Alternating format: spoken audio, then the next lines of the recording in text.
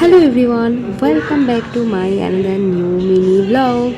So আজকে হচ্ছে Tuesday, আর সকাল সকাল ঘুম থেকে উঠে আমি এখন যাচ্ছি কোথায় বলো তো? আমি এখন যাচ্ছি হাওড়া স্টেশনে। এখন বাজে প্রায় সকাল 6টা, আর সেই কারণে কিন্তু রাস্তাঘাট এতটাই ফাঁকা।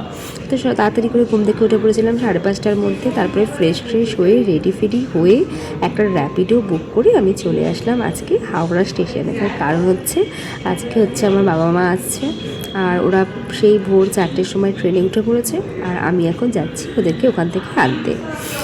তো চলে তো আসলাম প্রায় 6:30টার মধ্যে হাওড়া স্টেশনে। যদিও ওদের ট্রেনের টাইম ছিল হচ্ছে সকাল 7টায়। আর হ্যাঁ, এই দেখো সারা রাস্তা ফাঁকা একদম। আর আর যতই ফাঁকা হোক আর যাই হোক, হাওড়া স্টেশন কিন্তু তুমি রাতে আসো, ভোরে আসো, দুপুরে আসো, বিকেলে আসো, সব সময় কিন্তু এরকমই একটা ভিড় আর ভিড়।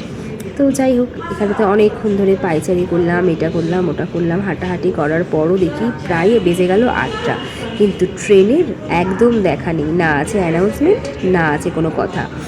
তারপর ওই দেখো এখন বাজে ঘড়ির কাঁটায় 8টা, আর ট্রেন আসছে, মানে 7টায় যে ট্রেন হাওড়ায় ঢোকার কথা সেই ট্রেন এসে পৌঁছালো হচ্ছে 8টার সময়। প্রায় 1 ঘন্টা লেট। এদিকে 7টার সময় ট্রেন আসলে আমার বাড়ি পৌঁছানোর কথা হচ্ছে 8টার মধ্যে, দেন সেখান থেকে রেডি ফেডি হয়ে অফিস যেতে হবে। বাট এখন এখানেই 8টা, তো কী আর করা যাবে? এই যে বাবা মার সাথে দেখা হয়ে গেছে, এখন তো অফিস লেট হবেই, কিচ্ছু করার নেই। তাই ওদেরকে নিয়ে তাড়াতাড়ি করে চলে যাচ্ছিলাম হচ্ছে হাওড়া মেট্রোর দিকে। সেখান থেকে 3জনের টিকিট ফিকিট কেটে আমরা এখন চলে যাচ্ছি হাওড়া মেট্রোর উদ্দেশ্যে। সেখান থেকে চলে যাব স্প্ল্যানেট, আর স্প্ল্যানেট থেকে বেলগাছিয়া। আজকে এই ওয়ে ছাড়া আর কোনো ইয়ে নেই, কারণ বাসে করে গেলে 1.5 ঘন্টা লেগে যাবে, আর এই গরমের মধ্যে বাসে ট্রাভেল একদমই করতে চাইছিলাম না। তো আমরা এখন প্রায় চলে এসেছি। তো আজকের ভিডিওটাও ছিল এই অবধি। টাটা।